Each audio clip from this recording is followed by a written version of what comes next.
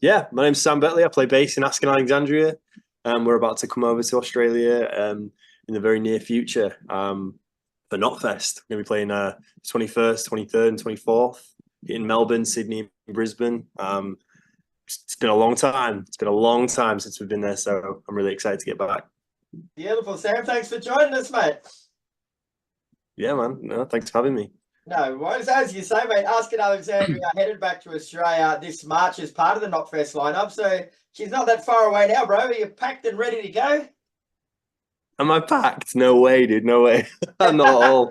I'm a little bit like you. I'm just like scrambling a little bit trying to find my stuff, but it's all good. Sometimes that's the best trips happen that way, you know.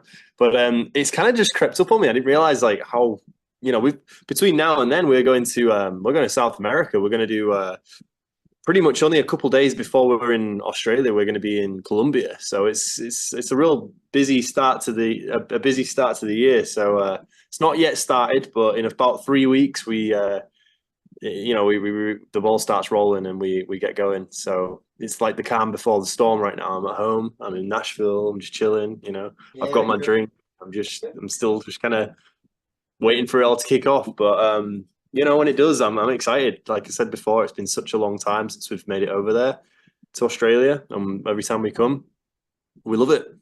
It's awesome. The shows are great. if you Fans come are and awesome. play Colombia, mate, just make sure you check your bags before you get on that plane. Well, they've got us coming back home for like 2 days, so I might switch them. So all up, mate, like you've got some pretty big shows a long way from home, mate. So how do you prepare yourself mentally and physically to do that? The way I've always really done it in the past, if anybody tells me and show the entire schedule, I'll just be like bite size. I just have to take it, Right, yeah. step by step. So I won't really get my head fully in the zone for Knotfest and everything, what it brings in Australia and all of that until probably we're done with South America, really, because that's the first thing that we're doing this year. So if it is overwhelming sometimes to get all these dates thrown at you, especially if you've got the whole year planned out. Sometimes year and a half planned out. It's like, all right, well, I know it's there, but I'm just going to focus on what's in front of me right now. So that's usually what I do. I just take it by. Otherwise, it's a bit overwhelming. But honestly, that doesn't go without saying. Like you've got a bit of a highlight. You don't dive into each thing, but Yeah. all right, we're going to Australia in March. We're going to be going here in February and back to the UK. And you get excited like you would like a vacation, but it doesn't become work until you like start like really digging in right before the show, right before like flying out there. For me personally, how I That's a handle it. good way to approach it, bro. Because you're right, I suppose you're like, not many people look at it that way, but it would be overwhelming. Like you look at your next calendar for the next 18 months, and if you start trying to take in everything you're doing, you'd just be like, what the fuck? That's what I look like on every single flight as well. I hate flying, so I just got to put myself through that as well. It's flight by flight. I take it flight by flight.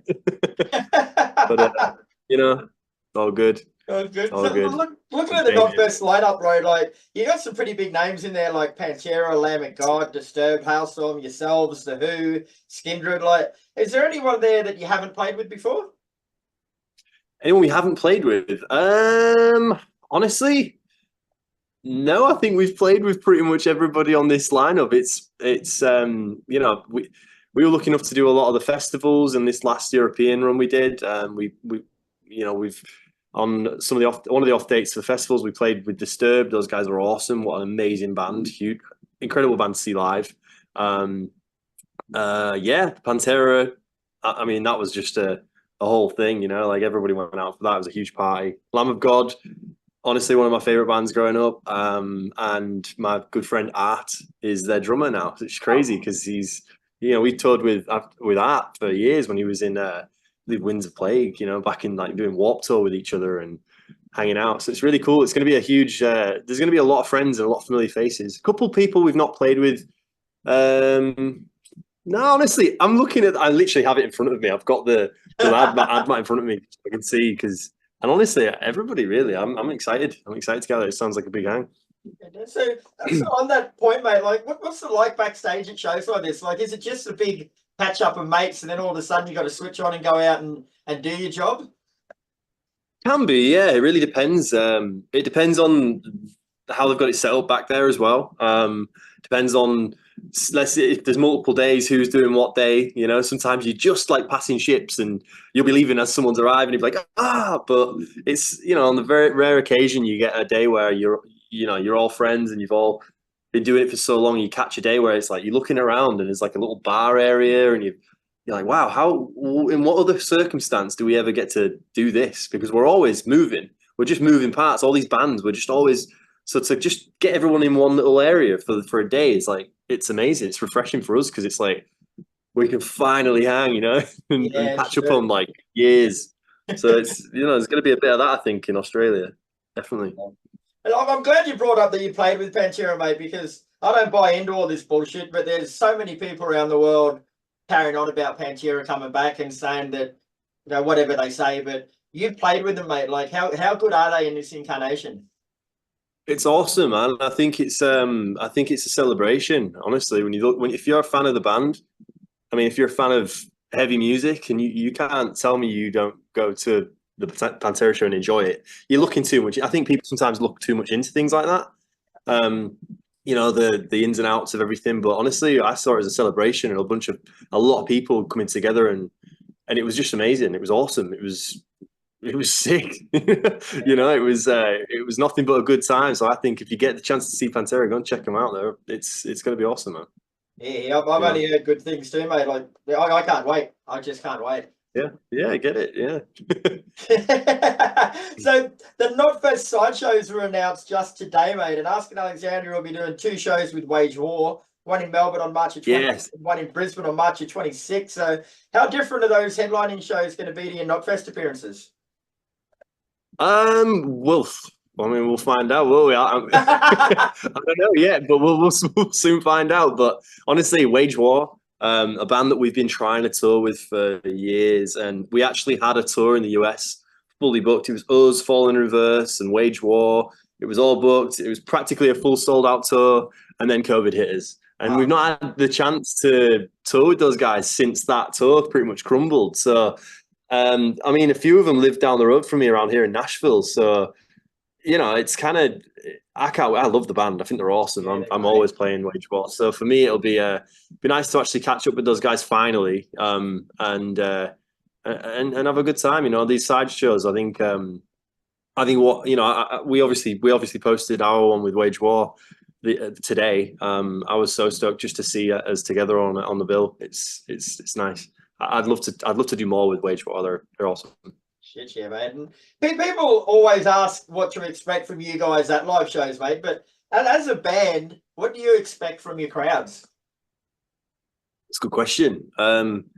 Well, we always go out there. Like before we go out there as if it's going to be the best show ever, right?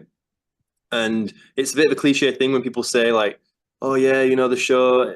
We give what we get back from the crowd, and there's a real synergy between the crowd and the performer." And there really is. It's not bullshit. Like if you know, I think that Australia is crazy, and I think that the people in Australia are crazy too. So I'm expecting big things because I've been there before, and we definitely put it up on a pedestal for sure. So I think the shows are going to be great, but what you get from that energy from the crowd it's adrenaline. You're literally getting a main feed straight to your adrenaline just starts going, and the show just becomes something you can only rehearse and plan and figure so much out. But when a show clicks, and this is what I was trying to say about Pantera,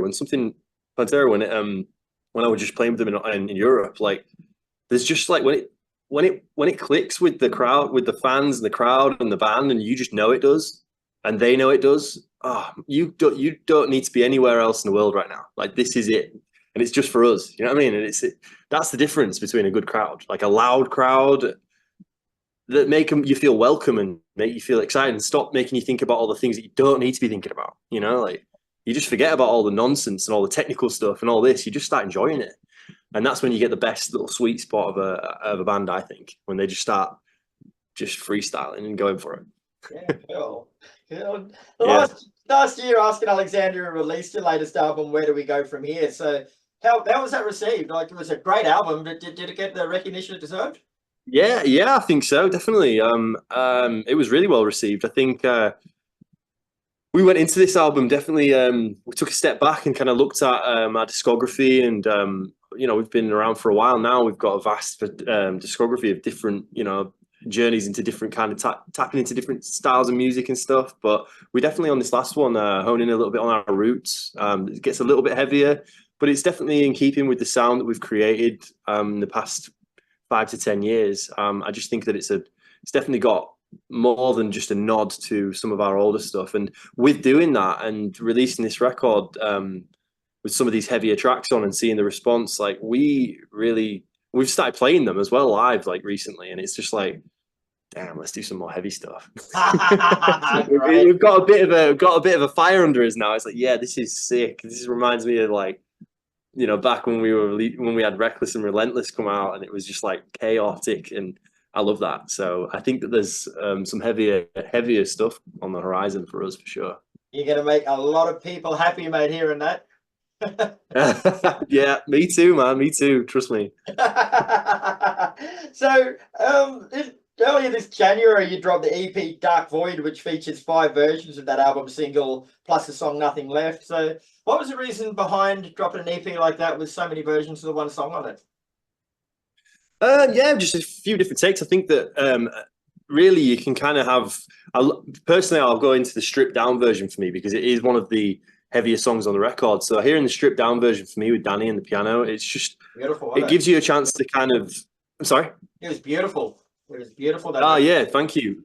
I appreciate that, and it is a powerful song, and I think that it just gives it the spotlight that it needs. Sometimes you can really get into the heaviness and the music, but lyrically, Danny, I think he's always delivered lyrically, and I think sometimes when the heavy stuff comes out, people just focus on that, so it gives it its own spotlight, I think. And obviously we've always had different. Again, in the beginning, we had a lot of electronic in our music and stuff. We even released an EP, Stepped Up and Scratched, where it was our first album completely remixed by all DJs. It's crazy. It was way ahead of its time when we did it, but it's kind of going back to doing that. And it was, I thought it just fit nicely on this, with this record, nodding our head to our older stuff, doing something like this with the stripped down version of it, just gave it all these different perspectives.